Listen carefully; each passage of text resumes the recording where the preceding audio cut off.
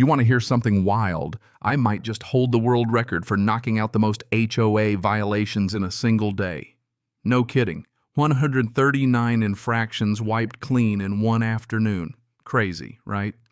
Go ahead, drop a comment. Tell me where you're tuning in from and settle in, because this whole mess is about family legacy, a lake that wasn't supposed to exist, and an HOA president who thought she was some kind of queen until gravity took her crown. So here's the setup. My family's land 5 generations deep, the kind of property where every inch tells a story, and most of those stories were written in calluses and sweat, not fancy signatures.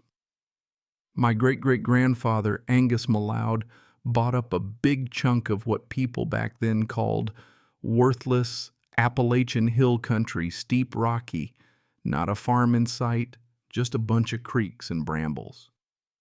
But Angus, being the stubborn genius he was, saw something everyone else missed the water. He handpicked a spot where 3 creeks met, and in the 1920s built a dam with his own crew and stone from the land itself. It wasn't Hoover Dam, but it was tough and beautiful, and it turned a muddy valley into a sparkling 700-acre lake, Loch Mallowd. He built his lodge high up on a promontory, and that's where I live now. The dam was built for flood control and maybe hydroelectric, though Angus never got around to that part, but mostly it was a monument to seeing value where others didn't. The deed and the rights to every drop of that water are ironclad tucked away in the trust passed down all the way to me. And for decades, that's how it went. Taxes paid, dam, maintained peace and quiet, preserved just us in the wild. And fast forward to 3 years ago, our secret was out.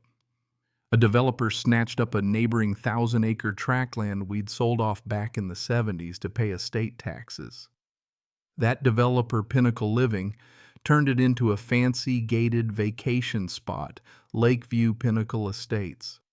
I had no beef with new neighbors at first. I was just the guy in the old stone house minding his own business. But then she showed up. Not her real name, but let's call her Brenda. She was HOA president, number 1, a woman in her late 50s, always in a white Escalade decked out like Palm Beach had just spat her onto the Appalachian rocks. She had this smile that never reached her eyes, like she was always about to snap her fingers at a waiter. Brenda didn't see my land as history, she saw it as her new amenity. My lake, the lake with my family name on the deed, became Lakeview's selling point. Next thing I know, she's writing passive-aggressive newsletters. Residents, please enjoy our beautiful community, lake responsibly. Then came the emails. Your dock doesn't match the color palette. Please review the HOA bylaws. I told her as politely as I could that the HOA stopped at my property line. That dock was my business. But Brenda wasn't used to hearing no. She figured I was just some scruffy bachelor with a crumbling house. She didn't realize she was up against a guy with an engineering degree and a stubborn streak just as old as those hills. Then came mistake number 2, the one that set this whole train rolling downhill.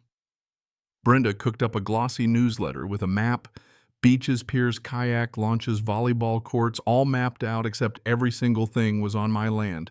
I got my lawyer to send her a cease and desist complete with a copy of my survey.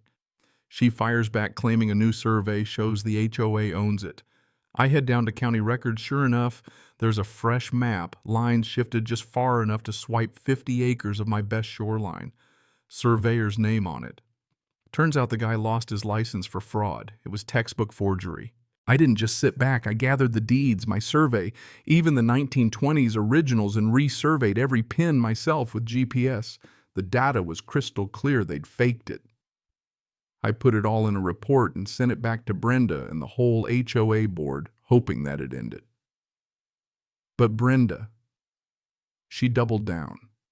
She waved her bogus map at the next meeting and called me a disgruntled local. The board voted to build the rec area anyway. On Monday, bulldozers rolled across my land. I filmed it all from my porch, 100-year-old oaks falling, earth torn up, cabins popping up like mushrooms after rain. I called the sheriff. He looked at both maps and shrugged, said it was a civil dispute, take it to court. And that's what Brenda wanted. She knew court would drag out for months, maybe years. She bet I'd run out of money or patience before she ran out of lawyers. But I dug in, filed for an injunction, court date 6 months out. Brenda saw her window and went all in, announced Phase 2, 139 luxury cabins waterfront, all lined up along the stolen shore. Her plan: build fast, then argue too late to undo it. Meanwhile, she played queen rolling by in her golf cart, glaring up at my house thinking she'd won. But while she was busy with cabins, I was digging through my great-grandfather's old study, running surveys and poring over dam specs. Angus kept everything: blueprints, journals, flow calculations. Then I found the key, an entry from 1928. The dam was designed to keep the water 7 feet below the natural high water mark, just in case of a generational flood. That 7-foot buffer meant every single one of Brenda's cabins built in a hurry below that line was technically in the lake bed, right in the dam's flood easement. I checked the dam myself, made sure everything was working. Massive iron wheels, gears smooth and ready. I documented everything, sent reports to the state about construction violations, no silt fences, no permits. They sent Brenda a warning. She ignored it. Her lawyers kept up the paper blizzard, thinking they could outlast me. What she didn't get is I had time, facts, and gravity on my side. I went to my lawyer, old Sam. He nearly choked on his coffee when I laid out my plan. But the deed was clear. I had the legal right to raise the lake to its natural high mark for dam maintenance. So we drafted the letter, a masterpiece, gave them 48 hours to clear out before urgent maintenance. Sent it by certified mail. Brenda probably laughed, tossed it in the trash. The next day, they were still moving in furniture. On deadline morning, with the mist rolling off the water, I grabbed my thermos and a portable speaker, called the sheriff to say I'd be raising the lake for maintenance, then called Sam. Then I went to the dam, grabbed those massive wheels, and started turning. It's not fast work, hundreds of turns, slow and steady, just like Angus planned it. The water level started to rise inch by inch. At first, nobody noticed. By lunch, the water was lapping at the fresh-cut grass of the lowest cabins. By afternoon, those front yards were swamped. Construction crews started to panic, and when Brenda showed up, white Escalade designer sandals, she stormed right to the water's edge, yelling at anyone who'd listen. But the water didn't care. It just kept climbing. By sunset, 4 rows of cabins were underwater furniture, floating electrical systems, sparking pallets, drifting away like lost canoes. I watched it all from my porch, never seen anything like it. The phone started ringing. The sheriff deputy came up Brenda, screaming for my arrest. I handed him every document, every survey, the original blueprints, showed him the certified mail receipt, explained that I was just doing scheduled dam maintenance, had every legal right, gave plenty of notice. He stared at my paperwork, then at the waterlogged chaos below, and told Brenda again this was a civil matter. Brenda's little empire fell apart. Insurance refused their claim, called it gross negligence. Homeowners sued the HOA, Brenda the developer, even the surveyor.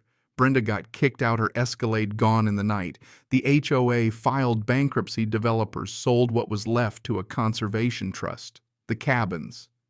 They rotted for months, mold and silt everywhere. I finally had them all demolished, hauled out every scrap, then replanted the whole shoreline with native trees. 2 years later, you wouldn't even know anything ever happened, just birds and water and peace again. Sometimes new residents drift by in a canoe wave up at my porch. They know who owns the lake now. I never set out to be a villain or a hero, just a man protecting his family's land. Brenda and her crew saw my history as a commodity, my patience as weakness. In the end, they learned there are some lines you just don't cross, and when you try, sometimes nature steps in and makes the call. So that's how I cleared 139 HOA violations in one fell swoop. Now, what would you have done if you were me? Let's hear it. Drop your thoughts below. Tell me who you think was right. And if you've ever had a neighbor like Brenda, this is one for the books, folks.